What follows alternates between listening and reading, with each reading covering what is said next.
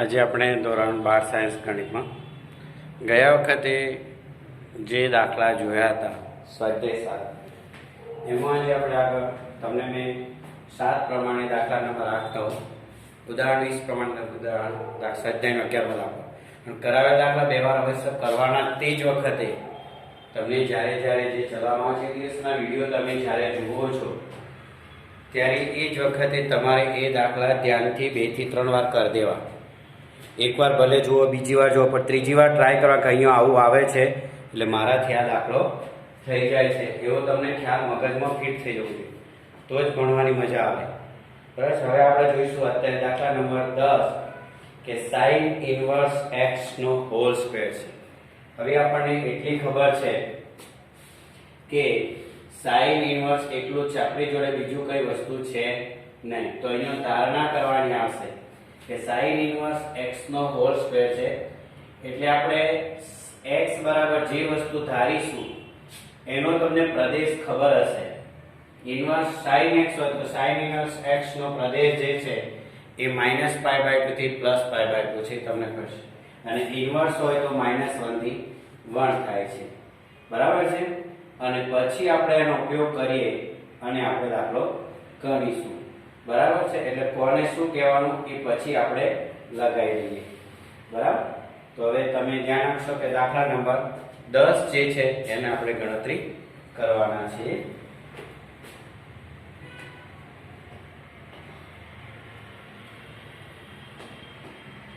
બરાબર. તો દાખલો છે આ જ પ્રમાણે તમારે 12મો દાખલો કરવાનો છે. 12મો દાખલો થઈ જાય છે sec² x એટલે વાંધો આવશે નહીં.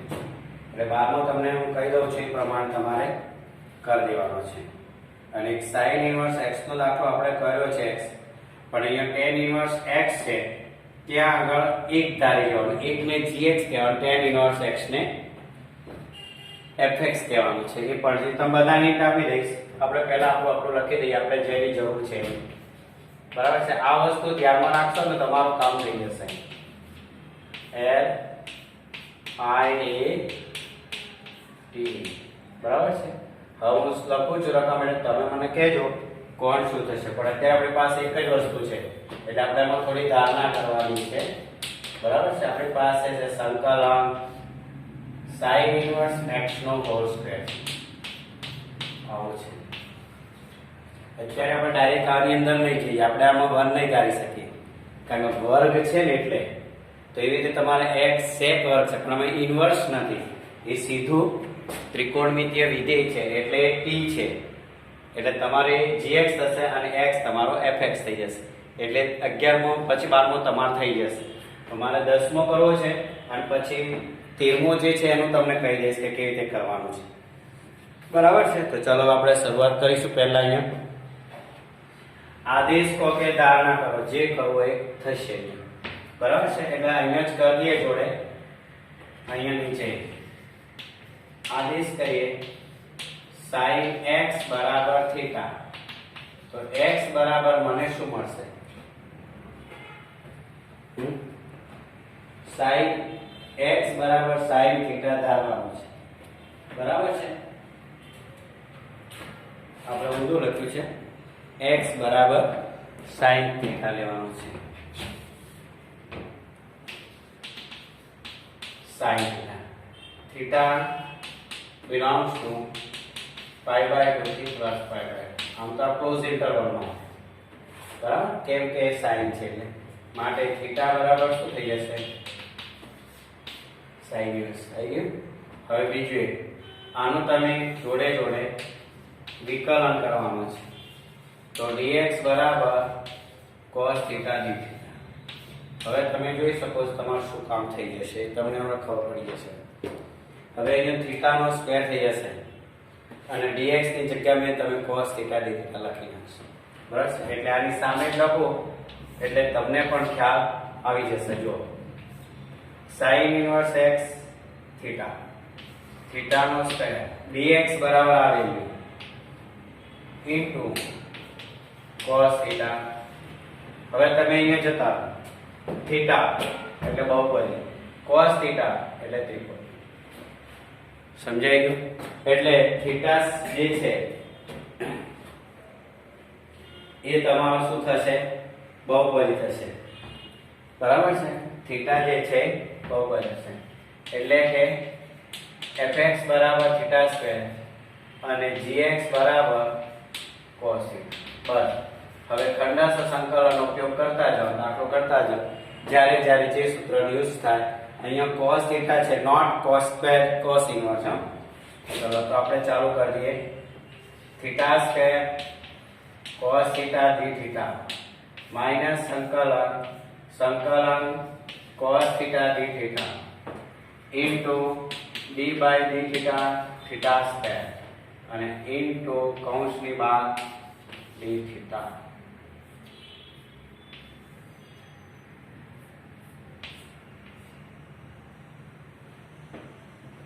સમજાઈ ગયું? હવે cos થીટા નું સંકલન sin થીટા, અહીંયા sin થીટા, થીટા સ્ક્વેર નું વિકલન થીટા. 2 - 1 બગડો આગળ 2 થીટા થશે. શું થશે? 2 થીટા થશે. યસ ઓર નો? બરાબર છે? એટલે આપણે રીતે કરતા જઈશું. Theta square sin theta minus સંકલન sin થીટા ઇન્ટુ 2 થીટા. હવે આને કઈ કરવાનું નહીં, આને કઈ સતાવવાની જરૂર છે નહીં. માઈનસ હવે બગડો આગળ લઈ લો એટલે તમારી પાસે sin થીટા ઇન્ટુ થીટા ફરીથી થીટા લાગી ગયું. ફરીથી થીટાને fx માં લેવાનું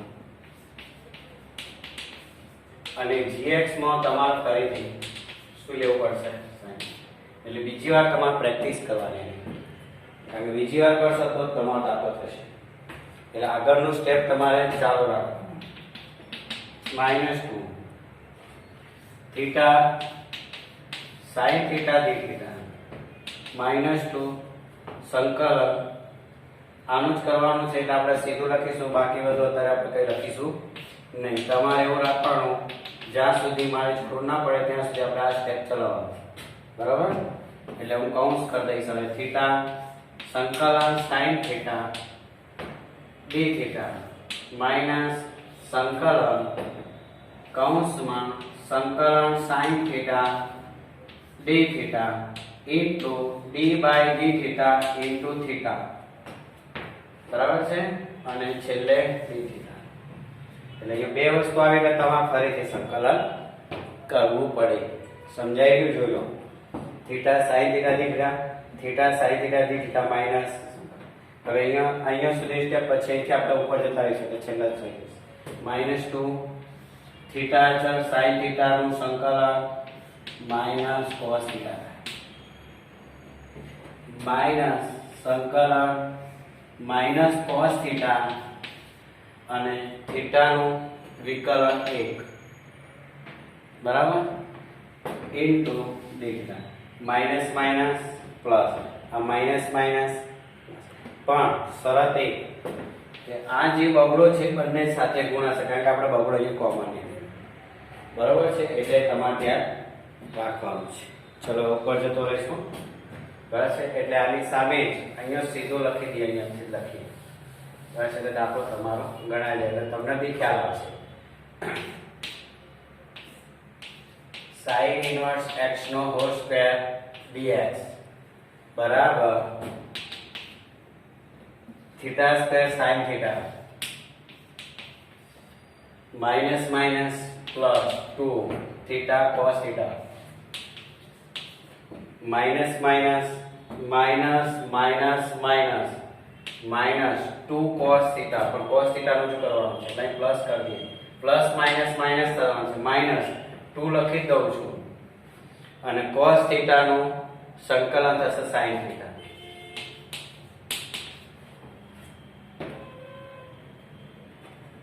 થઈ ગયું?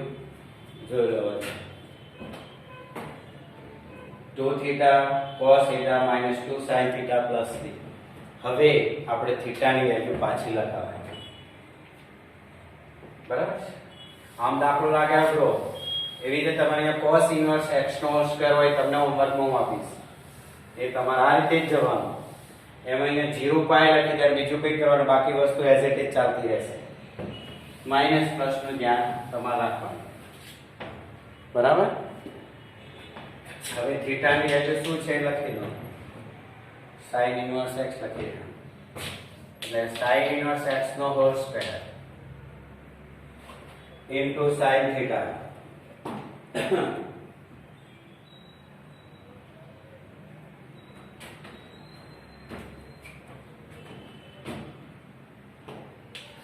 x plus 2 sin inverse x cos theta. તો થીટા ની વેલ્યુ જે છે પાછ તમારે લખવાની. બરાબર છે. હા 1 માઈનસ એને sin સ્ક્વેર માં ફેરવી દેવો પર્સન આને cos ને. એ બીજું પદ તમારું કમ્પ્લીટ છે તો √1 માઈનસ x સ્ક્વેર કરી દેશો તો બી ચાલશે. આને ફેરવી શકાય છે કારણ કે 2 cos થીટા થશે એટલે તમે એને થીટા તો તમે લખી દીધેલા છે sin ઇન્વર્સ x અને પાછું cos થીટા છે એટલે cos થીટા ને √1 માઈનસ લખી શકાય તમારે. એટલે √1 minus x square sin inverse x અને અહીંયા લખાશે √1 માઈનસ x સ્ક્વેર બરાબર -2 x sin થીટા x.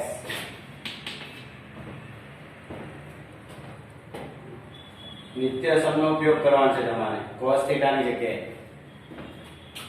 sin theta plus cos theta 1 માટે cos થીટા એટલે બરાબર 1 માઈનસ √sin સ્ક્વેર થીટા અને sin સ્ક્વેર થીટા એટલે કે x સ્ક્વેર. એટલે હું વસ્તુ લખી દઉં છું આની જગ્યાએ x થશે.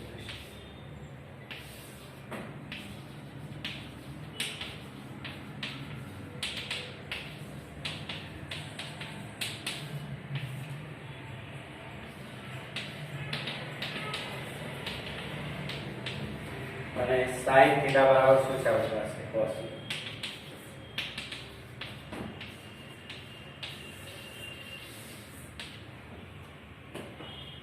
બરાબર છે. એટલે તમને ખ્યાલ આવી ગયો દાખલો આ રીતે. બસ હવે અહીંયા sin ઇન્વર્સ કે cos ઇન્વર્સ હોય તો તમારે એ વખતે cos થીટા અને sin થીટા ને કરતા કરવાનું. બીજું કઈ છે જ ને. ગણતરી તો આ જ આવશે, ખાલી આ બે બદલાશે. 0 થી π x બરાબર cos થીટા, થીટા બરાબર cos ઇન્વર્સ x, dx બરાબર cos ઇન્વર્સ છે અરે શું છે એટલે માઈનસ sin થીટા dt હશે. બીજું એટલે આગળ માઈનસ ચિહ્ન લાગી જશે. એટલે એ તમારે જાતે કરવાનું જે તમને લખી આપું છું એ.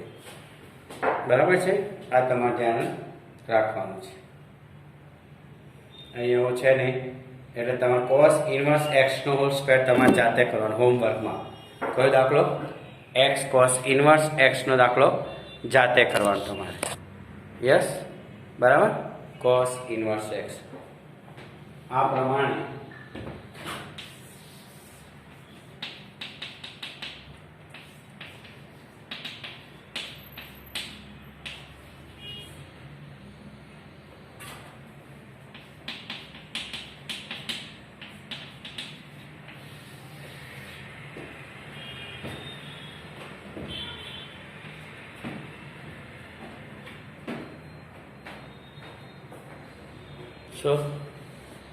સંકલન sin ઇન્વર્સ x નો હોલ સ્ક્વેર છે એ પ્રમાણે તમારે સંકલન cos ઇન્વર્સ x નો હોલ સ્ક્વેર dx ગણવું. બરાબર. હવે આગળ જઈશું. એટલે તમારે જો 10મો થઈ ગયો, 11મો તમે કીધું, 12મો x સ્ક્વેર થઈ જશે. x બરાબર તમારે શું લેવાનું fx અને sec બરાબર gx લઈને દાખલા. એમાં કશું છે નહીં, એ તો તમને આવડી જશે, એમાં મારી જરૂર નહીં પડે. બરાબર છે. પછી 13મો જે છે તમને કહી દીધો tan ઇન્વર્સ x છે તો એક વિધેય tan ઇન્વર્સ x fx લેવાનું અને બીજું વિધેય તમારે શું લેવાનું 1 લેવાનું જેને બીજું વિધેય gx કહેવાશે. કયું વિધેય કહેવામાં આવશે? gx. એ તમારે થઈ જશે. જે બીજું વિધેય ના આપેલ હોય તો બીજા વિધેય તરીકે તમારે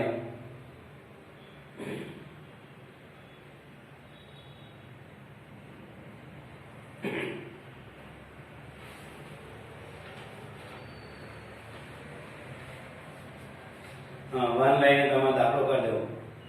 બરાબર છે. અને tan ઇન્વર્સ x અને 1 લેવો પડશે. એટલે tan ઇન્વર્સ x ને પ્રથમ વિધેય અને 1 ને બીજું વિધેય gx 13મા દાખલામાં 12મા દાખલામાં x x સ્ક્વેર એટલે sec એ fx આવશે અને x એ fx બરાબર x અને sec x બરાબર gx આવશે. એટલે 12મો 13મો તમારે થઈ જશે. જ્યારે 14મો દાખલો છે log x square x log x square, તો આપણે કહી દીધેલું છે કે log પહેલો આવે એટલે એને fx લેવાનો, x ને gx ના. 15મો દાખલો છે x સ્ક્વેર + 1 log x, તો એની અંદર પણ તમારે શું કરવાનું છે, તો log x ને fx લેવાનો અને x સ્ક્વેર + 1 ને gx લેવાનો. એટલે આટલા દાખલા તમારે જાતે કરવા પડશે. 12મો 13મો 14મો 15મો. બરાબર છે, કારણ કે તમારે કરશો તો તમારે ખબર પડશે કે શું થશે. બાકી બધા હું કરાવી દઈશ ને થોડી પ્રેક્ટિસ તમારી પાસે પણ હોવી જોઈશે, તો હું કંઈક આગળ દાખલો તમને કરાવડાવું. બરાબર છે, તો પછી આપણે e⁻x ના જે દાખલા આવે છે એના સૂત્રો છે. એટલે 13મા 12મા દાખલામાં sec x ને તમારે gx લેવાનો, x ને fx લેવાનો છે. 13મા દાખલામાં tan inverse x ને fx લેવાનો અને a1 ધારશો બીજા વિધેય એને gx. જ્યારે 14 અને 15મા દાખલામાં log x સ્ક્વેર અને 14મા દાખલામાં log x square log x નો હોલ સ્ક્વેર અને 15માં માત્ર log x. આ બંનેને fx અને બાકી જે આપણે કીધું છે એને gx થાય. ખંડસ્થ સંકલનનો નિયમ ઉપયોગ કરી દેવો.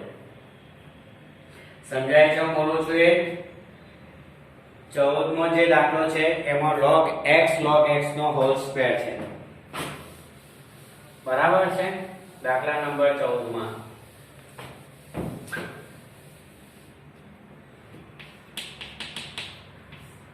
x log x નો હોલ સ્ક્વેર છે. તો આ log x એ તમારો fx થઈ જશે અને x શું બની જશે તમારો gx. બરાબર છે? જ્યારે દાખલા નંબર 15 જે છે એ x² + 1 log x છે. બસ હવે મારી કોઈ જરૂર ખબર પડશે. log x ને શું લઈ જવાનું fx અને x² + 1 ને gx લઈને. ઓકે, 14 15 થઈ ગયા. જ્યારે 13મા દાખલા માત્ર તમને શું આપેલું છે, tan inverse x આપી દીધેલો છે. તો આને તમારે ઇન્વર્સ એટલે આગળ આવી ગયો એટલે આને શું લઈ લેવાનું fx અને બીજા વિધેય તરીકે તમારે શું લેવાનું 1 gx. દાખલો કરી નાખો છે. ઓકે, એટલે 14 આ દાખલા નંબર 15 અને આ દાખલા નંબર 13 અને બરાબર છે. અને 12મો જે છે x sec² x, તો x એ બહુપદી આવશે.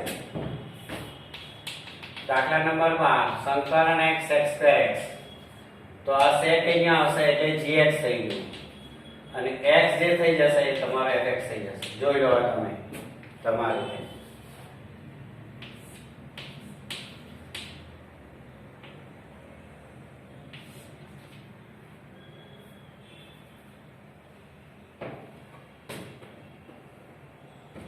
બરાબર, દાખલા નંબર 12 13 14 તમારે જ્યાં આગળ જે સૂત્ર આવતો હોય ત્યાં વાપરવાની